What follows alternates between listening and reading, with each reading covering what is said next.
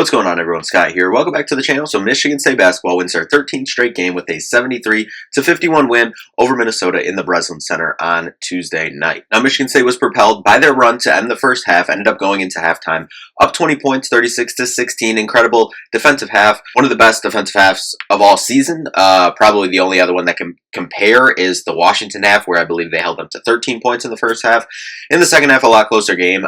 Only won that second half by 2 points, but still get away with a 12-point victory in this one. Saw some good things from Michigan State. Obviously, not a super high-scoring game, but a lot of stuff to like defensively here for Michigan State, specifically in the first half here. But before we do jump into the recap, if you could just hit that like and subscribe button down there. More Michigan State basketball content on the channel. So make sure you subscribe so you don't miss a video. Now, first off, with Minnesota, I mean, Michigan State was able to hold Dawson Garcia in check. He went scoreless for about the first 16 minutes of the game. Did catch fire, got a couple points towards the end of the first half, but really caught fire in the second half. Minnesota played a lot better in the second half. 35 points, obviously, compared to 16 there in the first half. Obviously, more than doubling their point total. Finished with 21 points, 5 rebounds, but 9 for 16 overall. Fairly efficient, even though Michigan State was just making it hard for him to get shots off there in the first half. Outside of him, you had three guys with 8 points, and Mike Mitchell Jr. He hit a couple threes for them. Lucy Patterson, he got 2 quick fouls early. Actually, didn't get another foul the rest of the game, but within like 30 seconds of the game, he had 2 fouls and was on the bench, but he finished with 8 as well. Isaac Asuma, 8 points as well. Only 22 rebounds on the night. Michigan State was dominating the glass. Kept Minnesota off all night long, only 22 for them. Turned it over 12 times. For Minnesota, that's about around their season average. Shot at about 35% from 3, so they were shooting it decent from 3 on the night. But 41% from the field, 60% from the free throw line. They only got to the free throw line a couple times, 3 for 5 from the free throw line. Michigan State, as we said, defensively able to create a lot of problems for Minnesota throughout the night. Jumping over to Michigan State, I like what we saw from the starting lineup. As a team, for a good amount of the game, really kept the turnovers in check. You fell in that 8 to 12 turnover range, 9 on the night. Jaden did have 3 turnovers on the night, but overall, I thought he, played pretty well. 10 points, 3 rebounds, and a steal. Only took 9 shots on the night, 4 for 9 from the on the night, 2 for 5 from 3. But Jackson Kohler thought he was solid. 8 points, 7 rebounds there in the paint. Simone Zapala had some decent moments as well, 6 points and 4 rebounds, but really coming off the bench, Carson Cooper, I thought looked like maybe the best big out there, probably definitely the best big tonight. He had 9 points and 11 rebounds. He was a beast on the glass here for Michigan State tonight. 3 blocks as well.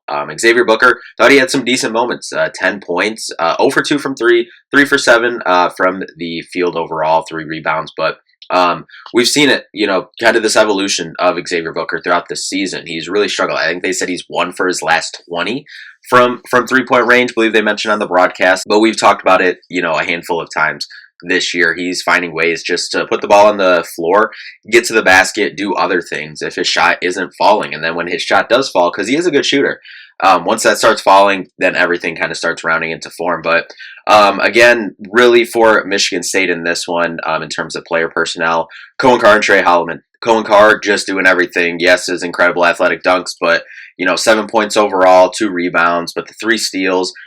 Doing really good things defensively, has grown tremendously this year on the defensive end. And then Trey Holloman, it was his run really to end the first half. He didn't score in the first half or in the second half, but he had 12 points, 4 for 7 from 3 overall.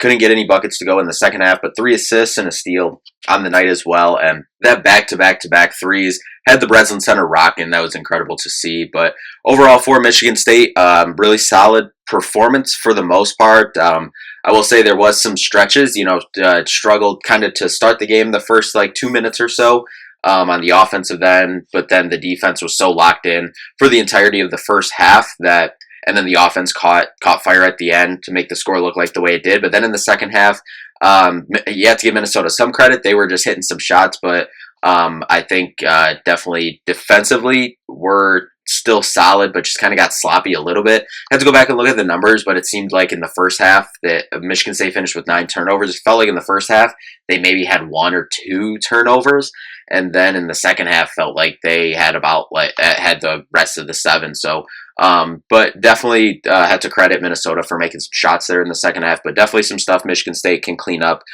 going forward, and especially a night that you're not shooting it overall well from the field. Only about 45%. From the field, 32% from three. Obviously, a lot of that has to do with Trey Holloman's 4 3-pointers on the night, but 75% from the free throw line, 15 for 20 overall. Just below what their season average usually is. Dominating on the glass once again, 40 rebounds compared to 22 for Minnesota. Offensive rebounds, especially 13 offensive rebounds there for Michigan State, 27 on the defensive end. 20 assists, passing the ball around really well.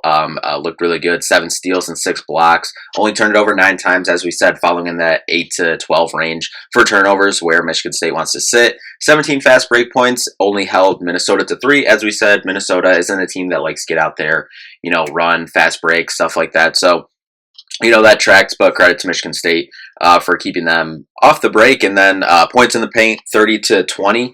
Some of that for Minnesota definitely came in the second half when they, had a really good half there for Minnesota. But overall, dominated the paint as well. Got the lead up to 22 at one point. Minnesota, as we said, able to close it out pretty well. But overall, we'll take the win for Michigan State. Gets to 13 straight, now 18-2 overall, 9-0 in the conference. And then now you're hitting into February.